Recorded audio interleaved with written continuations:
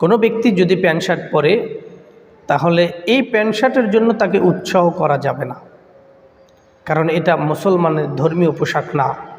ধর্মীয় পোশাক হলো পাঞ্জাবি, টুপি, সালোয়ার।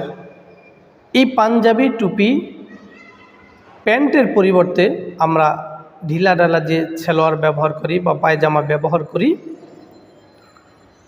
এগুলো হলো আমাদের ধর্মীয় পোশাক। আর ধর্মীয় পোশাকেরও একটা তাসির রয়েছে।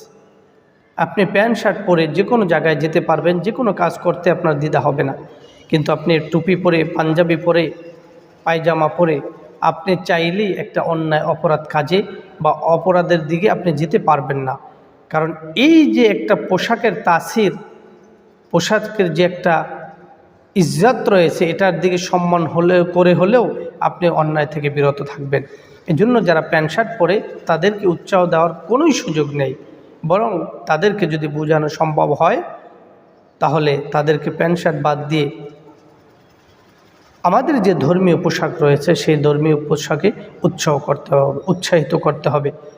আমরা সেটাই চেষ্টা করব, যেই পোশাক পরলে আমার আমলকে পরিশুদ্ধ হয়, আমলকে আমি শুদ্ধ করতে পারি, অন্যায় থেকে বেঁচে থাকতে পারি, সেটাই পরার চেষ্টা করব।